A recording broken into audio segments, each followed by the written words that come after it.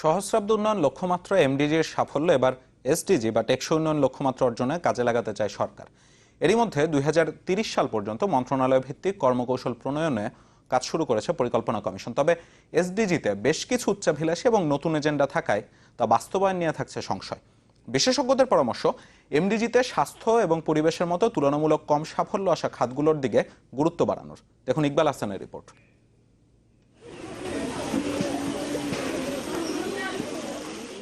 ভোলার চরপাতিলার শিশুদের কাছে স্কুলে যাওয়া মানে অন্যরকম এক জীবনযুদ্ধ। জীর্ণ সাঁকো, এঁটেল কাঁদা, ঝড় বৃষ্টি কিংবা কাঠফাটা রোদ সবই বিপক্ষে, তবুও থেমে থাকে না।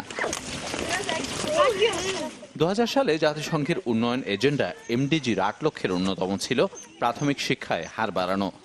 আর সেক্ষেত্রে বাংলাদেশের সাফল্যও ঈর্ষণীয়, যার প্রমাণ হলো এই বাস্তবতা। যেমন ঢাকা বাংলাদেশের রাজধানী, আমাদের মাতৃভাষা কি?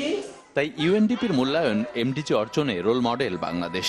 কেননা নির্দিষ্ট সময়ের আগেই কমানো গেছে দারিদ্র্যের হার, প্রাথমিক স্কুলে ভর্তিও প্রায় 100%, যেখানে নিশ্চিত হয়েছে ছেলে মেয়ের সমান অংশগ্রহণ।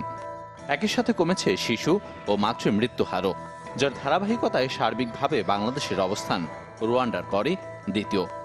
Bangladesh has been a superstar in terms of MDG performance. এক কথায় এমডিজি অর্জনে Bangladesh superstar.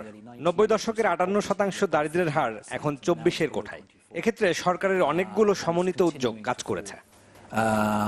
That rapid economic growth. যা প্রতিশ্রুতি দেয়া হয়েছিল আন্তর্জাতিক সহযোগিতার, সেটা সেভাবে আসেনি, যে কারণে এমডিজির পুরো সাফল্য আমরা অর্জন করতে পারিনি। যা করেছি সেটা দেশজ প্রচেষ্টা, দেশজ উদ্যোগ, আমাদের পরিকল্পনা, নীতি গ্রহণ। তাই এবার উচ্চাভিলাষী লক্ষ্য এসডিজি বাংলাদেশের সামনে নতুন চ্যালেঞ্জে।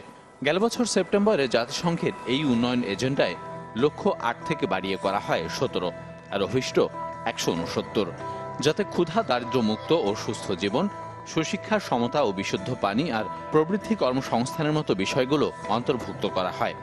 গুরুত্ব দেওয়া হয় টেকসই পরিবেশ, সমুদ্র ও ভূমি সম্পদ ব্যবস্থাপনা সহ নানা বিষয়ে।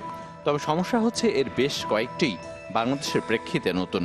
কেননা এমডিজিতে সাফল্য পরিসংখ্যানে যতটা হয়েছে ততটা হয়নি গুণগত মানের প্রশ্নে।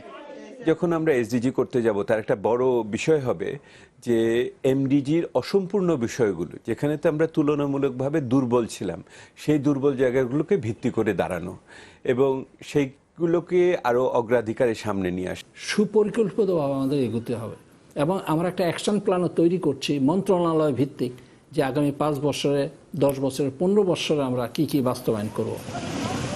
যদিও সরকারের দাবি এসডিজি বাস্তবায়নে এরই মধ্যে সব মন্ত্রণালয়কে সমন্বিতভাবে সম্পৃক্ত করার উদ্যোগ নেওয়া হচ্ছে। ইকবাল হাসান, চ্যানেল 24, ঢাকা।